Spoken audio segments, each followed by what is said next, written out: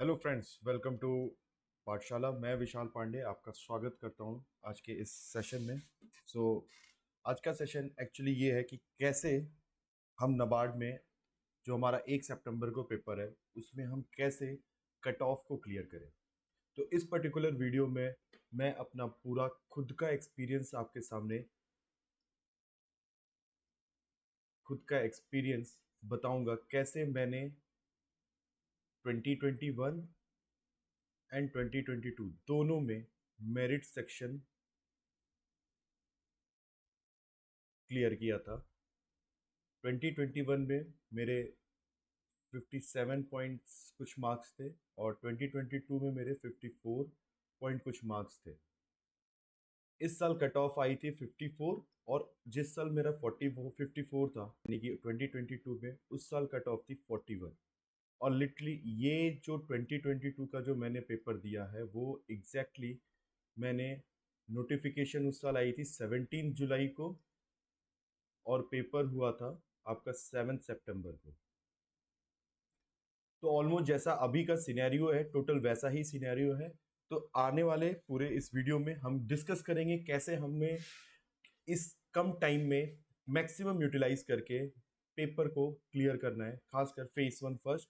और चूंकि सिलेबस दोनों सेम होता है फेज 1 और फेज 2 का, तो कोई इशू नहीं है इसमें। आप फेज 1 क्लियर कर लोगे तो समझ लीजिए आपका 75-80% सिलेबस ऑलरेडी कवर्ड रहेगा। कुछ चीज़ें होंगी जो करंट अफेयर से रिलेटेड होगी, वो हम आफ्टर फेज 1 उनको कवर कर लेंगे। ठीक है ना। चलिए तो देखते हैं। सबसे पहले तो नोटिफिकेशन आपका स्टार्ट हो गया, 27 जुलाई से स्टार्ट हो चुका है, मतलब आज से स्टार्ट हो चुका है। 15 अगस्त तक इसको भरा जाएगा। तो प्लीज़ जो लोग भी हैं आरबीआई का तैयारी कर रहे हो, नाबार्ड की तैयारी कर रहे हो, डेफिनेटली नाबार्ड इस साल मच ईजियर कहूँगा इन टर्म्स ऑफ दोनों का पेपर आस पास पड़ गया है इस बार। नहीं तो जनरली ऐसा होता नहीं है, दोनों के में काफ़ी 1-2 महीने का गैप होता है। तो मीन्स अगर कोई ये बोले कि हमें आरबीआई और नाबार्ड में क्या चूज करना है, तो आई वुड से कि NABARD is much easier than RBI. और इस साल का अगर वैकेंसी भी आप देखोगे तो नाबार्ड और आरबीआई में बहुत ज़्यादा डिफरेंस नहीं है वैकेंसी का। तो definitely I if I am an aspirant और जो आरबीआई और नाबार्ड की प्रिपरेशन कर रहा होगा, तो मैं डेफिनेटली नाबार्ड को प्रेफर करने जाऊंगा, क्योंकि सिलेबस सेम है फेज 1 फेज 2 का। आरबीआई में ये चीज़ डिफर डिफर कर जाती है आपके लिए। ठीक है ना। तो ये आपका पैटर्न है। Test of reasoning, English language, computer, quantitative and decision making, this is all section are qualifying in nature. और इनका कट ऑफ हार्डली बहुत ज़्यादा नहीं ज़्यादा जाता है। इसमें अगर आप बात करोगे तो if you are scoring 2 to 3 marks, except English, in English you have to score around 12 to 14 marks. But rest of the जो सेक्शन है उसमें अगर आप 2 से 3 एट मैक्स अगर 5 मार्क्स भी स्कोर कर ले रहे हो आउट ऑफ 20 और आउट ऑफ 10, तो भी यू आर सेफ। आप क्वालिफाइंग सेक्शन की वजह से आपका नहीं रुकेगा। बात आती है 6, 7, 8, ये आपका मेरिट सेक्शन होता है। इस मेरिट सेक्शन का जो पोर्शन 7th और 8th है यही आपका फेज 2 में भी रहेगा। तो अगर हम फेज 1 अच्छे से प्रिपेयर करते हैं तो हम बहुत हद तक फेज 2 की भी तैयारी कर रहे हैं। तो इसमें सबसे पहली चीज तो देखिए general awareness, economics and social issue और एग्रीकल्चर एंड रूरल। तो ये पूरी की पूरी चीजें जो है ना किस तरफ लीन रहेंगी, रूरल डेवलपमेंट से रिलेटेड। तो इसमें हमें ज्यादा कुछ परेशान होने की जरूरत नहीं है। We have some selected ministry जिनकी पीआईबी मैंने जो कवर की थी सितंबर के लिए, मैंने मार्च से लेके अगस्त तक का पीआईबी, कुछ इंपॉर्टेंट मिनिस्ट्री थी जो मैं आगे आने वाले स्लाइड्स में बताऊंगा। वो इंपॉर्टेंट मिनिस्ट्रीज की मैंने पूरी की पूरी पीआईबी न्यूज जो होती है इंपॉर्टेंट, सेलेक्टेड, सारे नहीं सेलेक्टेड, उनमें से अपने नोट्स बनाए थे। तो उन्हीं नोट्स में से बहुत सारी चीजें आई थी, खासकर आप वो मिनिस्ट्रीज अभी हम आगे वाले स्लाइड्स में देखेंगे जब थोड़ा सा सिलेबस के बारे में डिस्कस कर लेते हैं। सिलेबस अब देखिए फेज 2 में अगर देखा जाए तो जनरल इंग्लिश एक होगा डिस्क्रिप्टिव पेपर, एंड देन फिर आपका descriptive and then plus objective दोनों होता है ईएसआई एआरडी में। तो इसकी डिस्कशन कभी और कर लेंगे, पहले फेज 1 का डिस्कशन कर लेते हैं। ठीक है। फेज 1 में देखिए ये इतने सारे जो इकोनॉमिक्स एंड सोशल इशू के टॉपिक्स दिए हैं ये किसी काम के नहीं है। इनका कोई, मैंने एक भी पोर्शन स्टैटिक पढ़ा नहीं था। हाँ लेकिन मैं स्टैटिक पोर्शन में मतलब इतना था कि 5 नंबर तक का आता है और इसमें कुछ इंपॉर्टेंट टॉपिक्स है जैसे पॉवर्टी इन्फ्ले हो गए, एलिवेशन हो गया, इन्फ्लेशन हो गया, ठीक है ना। तो ये सारे पार्ट से क्वेश्चन कभी कभी आता है तो वो हम देख लेंगे, ठीक है ना। वो आप अगर ये पार्ट कवर कर लो, कई बार मैं अब जैसे इकोनॉमिक्स आरबीआई के लिए पढ़ा था तो उसमें थोड़ी बहुत सी सारी चीजें ये मालूम चल गई थी। और इनफैक्ट अगर आप जो करंट अफेयर कवर करते हो तो उसमें भी बहुत बार आपको स्टैटिक पोर्शन मिल जाता है, ठीक है ना। बात आती है, सबसे इंपॉर्टेंट होता है एग्रीकल्चर एंड रूरल डेवलपमेंट, ठीक है ना। अब देखो, सबसे पहले इतनी सारी जो चीजें दी हैं इनमें से भी बहुत सेलेक्टिव चीजें हमें पढ़नी, जैसे कि हमें कवर करना होता है सॉइल एंड वाटर कंजर्वेशन, इसको अच्छे से कवर करिए। वाटर रिसोर्सेज में ये सबसे बेसिक बेसिक क्वेश्चंस होते हैं, ठीक है ना। बहुत बेसिक डेफिनेशन बेस्ड क्वेश्चन होंगे इनमें। फार्म एंड एग्री इंजीनियरिंग में बहुत कम चांस है कि कुछ आएगा, आएगा तो एग्रो प्रोसेसिंग पार्ट से थोड़ा बहुत आ सकता है, वो भी करंट अफेयर्स पोर्शन ये कवर कर सकता है, नहीं तो स्टैटिक पोर्शन इसमें सिर्फ नील आता है। प्लांटेशन एंड हॉर्टिकल्चर की अगर हम बात करें तो definition, meaning and it's branches, agronomic practices,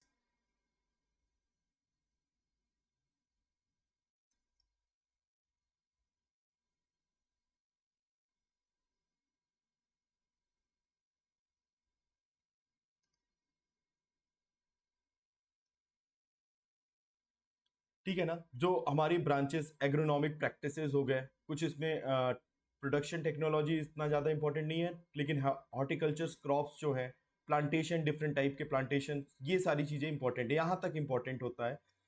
बाकी post harvest management, value supply chain management of plantation and horticulture crops, ये इन सबों का कोई स्टैटिक पोर्शन में इन्वॉल्वमेंट नहीं होता है, ठीक है ना। ये सब के सब अगर आते हैं तो करंट अफेयर में आएंगे, नहीं तो इनसे रिलेटेड जो स्कीम्स चल रही होंगी वो होती है।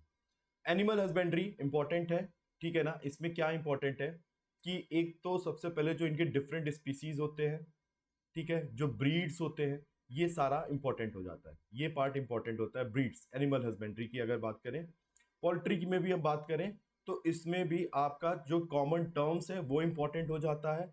इसमें भी कुछ कॉमन टर्म्स होते हैं, देखिए कॉमन टर्म्स पूरे एआरडी में बहुत इंपॉर्टेंट होते हैं, आपके एग्रोनॉमी वाले पार्ट में भी आते हैं।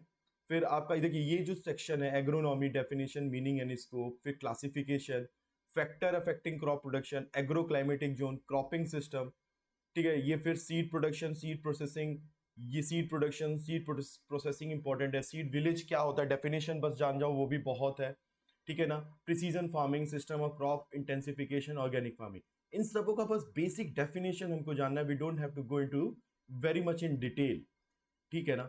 अब इसमें जो पॉइंट आएगा, अब देखिए एनिमल हस्बेंड्री पोल्ट्री में आप क्या है, जो इनके डिफरेंट ब्रीड्स होते हैं ना, आपका पोल्ट्रीज में जितने ब्रीड्स होंगे वो सारे के सारे इंपॉर्टेंट हो जाएंगे।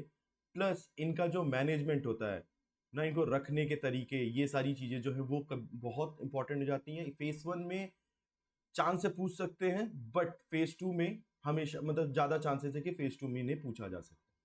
फिशरीज में से आएंगे तो फिशरीज में सबसे ज़्यादा fresh water, brackish water and marine aquaculture, ये पार्ट जो है ना, इनसे रिलेटेड ब्रीड्स हो गए या रिलेटेड कोई न्यूज़ है, ये भी सब इंपॉर्टेंट होती है, स्कीम्स भी इंपॉर्टेंट होती है, ठीक है ना। और फिर उसके बाद इसमें भी कॉमन टर्म्स पर्टेन करते हैं जो हमें सीखने। अब फॉरेस्ट्री की अगर बात करें तो इसमें सिंपल की सिल्वीकल्चर क्या होता है, डिफरेंट तरीके के जो सिल्वीकल्चर के टाइप होते हैं वो सब इंपॉर्टेंट हो जाते हैं, बेसिक डेफिनेशन, बहुत ज़्यादा नहीं। सोशल फॉरेस्ट्री बहुत इंपॉर्टेंट टॉपिक है जिससे डिस्क्रिप्टिव में क्वेश्चन पूछा जाता है। अब इसमें ये state of forest report important हो जाता है फेज 1 के लिए भी और फेज 2 के लिए भी, ठीक है। और कोई भी करंट रिलेटेड न्यूज़ है इससे रिलेटेड, फॉरेस्ट्री से रिलेटेड कुछ ऐसा बहुत कुछ यूनिक चीज़ें हुई हैं तो वो भी इंपॉर्टेंट हो जाता है हमारे फेज 1 फेज 2 दोनों के लिए। नहीं तो कभी ना कभी जो आपके डिस्क्रिप्टिव आंसर्स लिखेंगे वो उसमें भी ये सारी चीज़ें आपकी फॉर्डर्स मटेरियल की तरह काम करती हैं। अब बात करें एग्रीकल्चर एंड एक्सटेंशन में तो इसमें कृषि विज्ञान केंद्र और खासकर आजकल जो ड्रोन वाले सिस्टम्स चल रखे हैं, तो जो भी स्कीम्स ऐसी होंगी जो एक्सटेंशंस को सपोर्ट करती होंगी वो हमारे लिए इंपॉर्टेंट हो जाती है, तो इसमें भी हमारा करंट अफेयर ज़्यादा इंपॉर्टेंट है। इकोलॉजी एंड क्लाइमेट चेंज भी अगर हम बात करें तो मेजर ग्रीन हाउस गैसेस क्या होते हैं ये जान जाओ, basic cause of climate change क्या है, एग्रीकल्चर कहाँ तक इफेक्ट करता है क्लाइमेट चेंज में ये जान जाओ, ठीक है ना। फिर जैसे आईपीसीसी की कोई रिपोर्ट आई है, यूएनएफसीसी की कोई रिपोर्ट आई है, ठीक है ना। तो ये सारे चीजें जो हो जाती हैं वो हमारे लिए इंपॉर्टेंट हो जाती हैं। तो इसमें भी मोर अबाउट तुम्हारा करंट अफेयर से ही रिलेटेड पार्ट आता है। तो यही सारी चीजें मैंने पढ़ा था, बहुत सेलेक्टिव पढ़ा था। आईपीसीसी यूएनएफसीसी की चीजें पढ़ ली थी, थोड़ा एनएपीसीसी के बारे में जान गया था, बेसिक बेसिक, बहुत ज्यादा कुछ नहीं, है ना।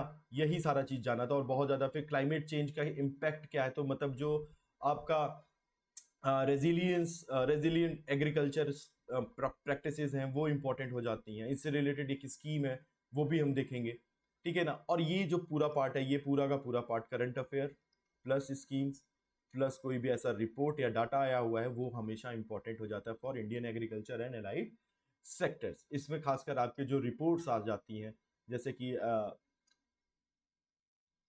एग्रीकल्चर स्टैटिस्टिक्स हो गया, फिर आपका सोशियो इकोनॉमिक्स का सेंसस तो नहीं, लेकिन लाइफ स्टॉक सेंसस हो गया। लाइफ स्टॉक सेंसस का रिपोर्ट इंपॉर्टेंट हो जाता है। इन ministry of agriculture, farmer welfare, rural development, agriculture and food processing industry जो है, इन सबों की जो रिपोर्ट्स होती है, annual reports becomes very important. In fact it also includes your NABARD annual report. ये बहुत इंपॉर्टेंट है, क्योंकि इनमें आई हुई जो मेंशन्ड स्कीम्स होती हैं वो बहुत ज़्यादा पूछने के चांसेस होते हैं। और आपका जो पूरे पेपर में अगर देखोगे ना, तो ये समझ लो कि ईएसआई और एआरडी मिला के कम से कम नहीं तो आपके अराउंड 30 to 35 क्वेश्चंस जो होते हैं वो टोटली टोटली सीधे के सीधे गवर्नमेंट स्कीम से होते हैं। तो नबार्ड में गवर्नमेंट स्कीम्स बहुत इंपॉर्टेंट है। और ये गवर्नमेंट स्कीम्स वो गवर्नमेंट स्कीम्स होती हैं जो आपकी पीआईबी में होती हैं। और this also for some selected ministry, not all ministries. वो हम अभी आगे बस देखने ही वाले हैं, ठीक है ना। अब ये रूरल डेवलपमेंट की बात करी जाए, तो इससे भी बेसिकली जो भी मिनिस्ट्री ऑफ रूरल डेवलपमेंट से रिलेटेड करंट अफेयर होंगे वो इंपॉर्टेंट हो जाते हैं। बाकी सारा चीज इतना इंपॉर्टेंट नहीं होता है। इसमें आपका हैंडलूम सेंसस आ गया, ठीक है ना, हैंडलूम सेंसस आ जाता है। फिर इसमें आपका सोशियो इकोनॉमिक कास्ट सेंसस आ जाएगा, है ना, सोशियो इकोनॉमिक कास्ट सेंसस आ जाएगा 2011 वाला। सेंसस में जो रिलेटेड रूरल से है वो इंपॉर्टेंट हो जाता है। तो ये सारा पार्ट इसमें इंपॉर्टेंट हो जाता है। फिर पंचायती राज इंस्टीट्यूशन से इसका फंक्शन एंड वर्किंग, और ये स्कीम्स मनरेगा, एनआरएलएम, स्वच्छ भारत, रूरल हाउसिंग मतलब आपका जो आवास योजना है, ठीक है ना, प्रधानमंत्री ग्राम आवास योजना, वो इंपॉर्टेंट हो जाता है। फिर और भी कोई भी रूरल डेवलपमेंट प्रोग्राम, इनिशिएटिव या स्कीम्स, सब की सब जो करंट अफेयर्स हैं वो यहीं पे होता है। तो जो मिनिस्ट्री ऑफ रूरल डेवलप, ये तो कह लो आपका जो रूरल डेवलपमेंट वाला पोर्शन है, ये मेजरली सारा करंट अफेयर और स्कीम्स कवर करता है। और ये बहुत मेजर पोर्शन कवर करता है, अराउंड 10 मार्क्स आप समझ लो इसमें चीजें होती हैं, ठीक है। तो ये तो हो गए हमारे सिलेबस से रिलेटेड। अब जो नेक्स्ट चीज है वो मैं दिखाने जा रहा हूं आपको, ये कुछ मिनिस्ट्रीज हैं जो मैंने कवर की थी। Ministry of agriculture, ministry of consumer affair, food and public distribution, ministry of fisheries, animal husbandry and dairy, ministry of food processing industry, ministry of labour employment, ministry of minority affair, ministry of Panchayati Raj, ministry of rural development, ministry of skill development entrepreneurship, ministry of social justice and empowerment, ministry of tribal affair, ministry of women and child development. देखिए ये आपको ministry दे, और इसमें एक दो और ministry है जो मैंने कवर की थी, but these are very important, but मैंने कवर की थी तो इससे मेरे को ईएसआई में फायदा हो गया था। तो जैसे ministry of health and family welfare, ministry of education, ministry of finance, ठीक है ना। केमिकल फर्टिलाइजर्स का केवल एक फर्टिलाइजर वाला पार्ट जो न्यूज में आएगा पीआईबी में, वो इंपॉर्टेंट होता है। बाकी इसमें ऐसे कुछ इतने न्यूज होते नहीं है, कुछ मिसलेनियस में ये सारे कवर हो जाते हैं, ठीक है ना।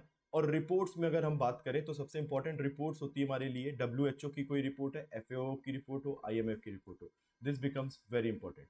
और अभी अगर नीति आयोग ने कोई रिपोर्ट निकाली है जो कि ईएसआई के सिलेबस से रिलेटेड हो या फिर समथिंग जो रूरल डेवलपमेंट से रिलेटेड हो, वो रिपोर्ट्स भी इंपॉर्टेंट हो जाएगी। नबार्ड की एनुअल रिपोर्ट, भाई नबार्ड का एग्जाम है तो उनका एनुअल रिपोर्ट इंपॉर्टेंट हो गई। फिर रिपोर्ट ये 3 मिनिस्ट्रीज की, agriculture, farmer welfare, rural development and fisheries, animal husbandry and dairy development, socio economic caste census, census, agri statistics, handloom census, forest report and then some of the flagship schemes. और इसमें जो PIB news ही नहीं, इसमें तुम्हारे जो government schemes हैं इनकी, जो हमेशा न्यूज में रहती हैं, अब जो फ्लैगशिप स्कीम्स हैं इन मिनिस्ट्रीज की, वो बहुत इंपॉर्टेंट होगी। और ये सारी इंपॉर्टेंट चीजें जो हैं मैंने कवर करी थी विद इन 1 मंथ कवर करी थी, रिवाइज करी थी, और पेपर में अटेम्प्ट किया था और पेपर क्लियर किया था। सो ये मेरी पूरी स्ट्रेटेजी थी, ये मिनिस्ट्री थी। अब मैंने किस तरीके से इसमें क्वेश्चंस फ्रेम करे थे या फिर किस तरीके से मैंने डाटा एक्सट्रैक्ट आउट किया था, वो अगर आपको जानना है तो I have just starting a batch from Monday. So ये मेरा पूरा उसमें शेड्यूल है, from Monday to Saturday we will be having a live class 7:30 to 9:30। And in this classes मैं वही चीज पढ़ाऊंगा जो मैं खुद एक नबार्ड होने की तैयारी कर रहा होता और मुझे लगता कि क्या इंपॉर्टेंट है। So I have experience of 2 times of 2021 also and 2022. In 2021, due to computer section, I didn't able to clear phase 1, but मेरा मार्क्स जो था वो 57 था और वो 54 जो कट ऑफ गई थी उस साल। एंड 2022 में I clear the phase 1, attempted the phase 2, given mains. तो in mains also I scored 115 marks, in which 54 marks is in English and 61 marks is in ESI ARD. Okay, तो ये number मैंने जो पाए थे, ठीक है। इसमें मेरी टाइपिंग स्पीड इशू था, नहीं तो otherwise it would have been different thing. And 2022 में मेरा जो मार्क्स था वो था 54 और उस साल की कट ऑफ 40 बन गई थी। तो ऑलमोस्ट 13 मार्क्स था। और ये पूरा बस मैंने 1 मंथ के प्रिपरेशन पे बात बोल रहा हूँ, ये मैंने कोई ऐसा नहीं 1 साल लगाया था। तो it is possible guys, it is possible, it is very possible. It's just that you need a believe and a proper guidance and mentor. And at the last I would say one more thing, that I know there are lots of famous institutes who are into this market, but मेरे ख्याल से उसमें बहुत सारे ऐसे लोग हैं जो पढ़ाते हैं लेकिन they never have appeared in the exam. So I have the exam experience and I know what is very much important for you guys to crack this phase 1, and then we'll move on to the phase 2 for the second phase. In that we will say, try to solve descriptive questions. On Telegram group I will post daily 2 or 3 or around 3 to 4 questions so that you can frame an answer and post your answer on that Telegram group, and I will check by my own. I will see into it what improvement you all guys require. I will definitely help you and I will give comment into those answers, ताकि उससे आपको ये पता चले कि आपको improvement किस section में है। ठीक है गाइस, तो this is my schedule and you knows guy, आपको अगर डिस्क्रिप्शन ये अगर कोर्सेज में एनरोल करना है, can if you want to join and you want to you're serious about NABARD preparation, and if you really want to excel and if you want to join the course, uh, there is a description description link में आपको सारी information मिल जाएगी। Telegram channel आप join कर लेना, उस पर पूरी डिटेल है कैसे आप इस कोर्स को ज्वाइन कर सकते हो। Okay guys, so I hope some of you or most of you will join me on Monday session for PIB news. Okay guys, bye bye, thank you.